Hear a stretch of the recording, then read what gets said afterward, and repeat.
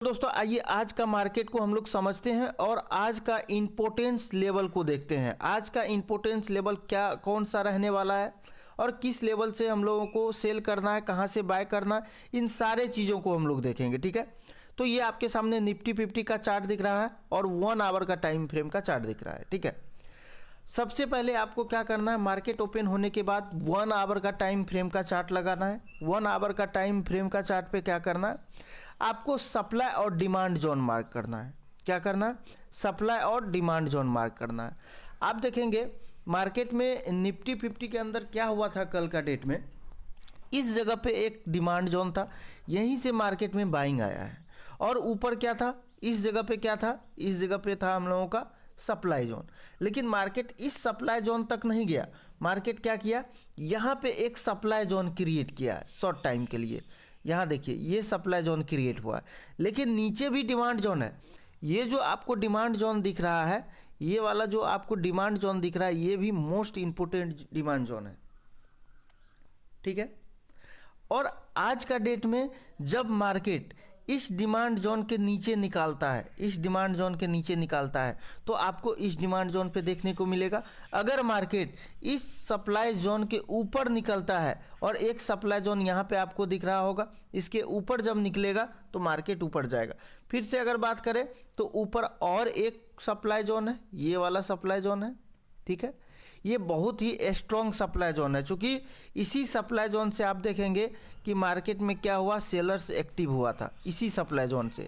अब देखिए यहीं से मार्केट रिवर्स किया, तो ये वाला जो सप्लाई जोन होगा ना, ये वाला सप्लाई जोन काफ़ी इंपोर्टेंट जोन होगा। ठीक है, आइए हम लोग निफ्टी 50 के अंदर समझते हैं, उसका चार्ट पे समझते हैं निफ्टी 50 का कि मार्केट में चार्ट किस प्रकार से रिएक्ट किया। ठीक है, ये देखिए ये आपके सामने निफ्टी 50 का चार्ट लगा रहे हैं,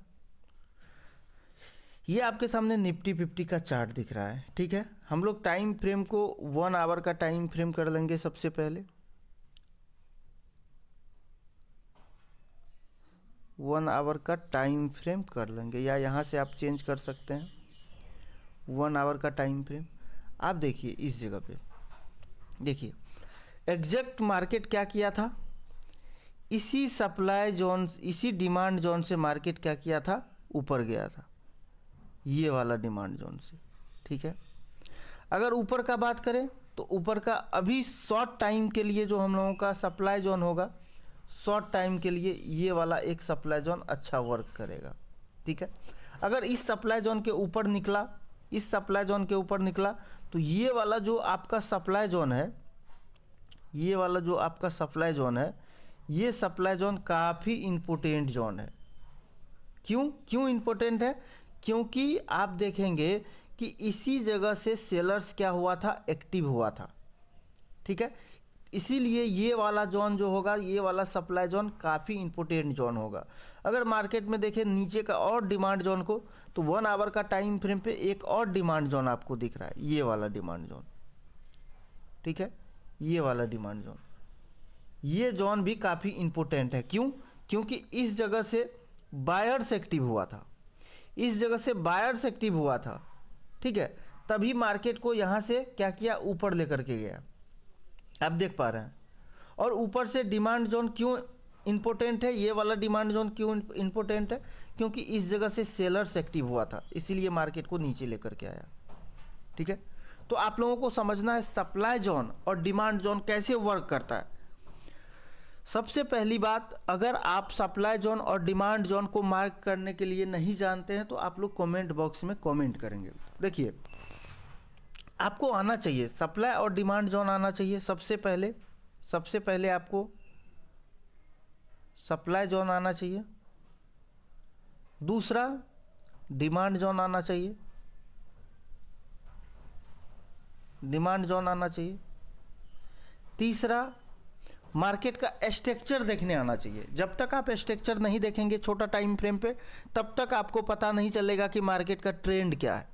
ठीक है, मार्केट का स्ट्रक्चर देखने आना चाहिए। ये तीनों चीज़ अगर आ गया परफेक्ट तरीके से, तो आप समझ लीजिए मार्केट का मूव को आप भी समझ पाएंगे, नहीं तो आपका समझ से बाहर होगा। इसीलिए इन तीनों चीज़ों को समझना है, सप्लाई जोन को, डिमांड जोन को और स्ट्रक्चर को। स्ट्रक्चर कैसे फाइंड किया जाता है ये भी आपको समझना होगा। छोटा टाइम फ्रेम पे स्ट्रक्चर के अनुसार हम लोग कहते हैं कि मार्केट अप ट्रेंड में है या डाउन ट्रेंड में है। देखिए सबसे पहले अगर बात करें up trend plus down trend कैसे डिसाइड करते हैं, आप डिसाइड करते हैं स्ट्रक्चर से। कैसे डिसाइड करते हैं? स्ट्रक्चर से डिसाइड करते हैं, क्योंकि स्ट्रक्चर ही आपको बताता है मार्केट में ट्रेंड अप है या डाउन है। ठीक है, तो स्ट्रक्चर कौन सा टाइम फ्रेम पे देखेंगे? स्ट्रक्चर देखेंगे छोटा टाइम फ्रेम पे। लेकिन बड़ा टाइम फ्रेम पे क्या करेंगे? 1 आवर का टाइम फ्रेम पे क्या करेंगे? आप सप्लाई जोन और डिमांड जोन को मार्क करेंगे। ठीक है, तो आशा करते हैं आप समझ गए होंगे कि आज का लेवल्स क्या क्या रहने वाला है, सप्लाई जोन, डिमांड जोन और स्ट्रक्चर कैसे वर्क करता है। ठीक है, तो ठीक है दोस्त, धन्यवाद। अगर वीडियो अच्छा लगा हो तो वीडियो को लाइक करिएगा और चैनल को ज़रूर आप लोग सब्सक्राइब करिएगा।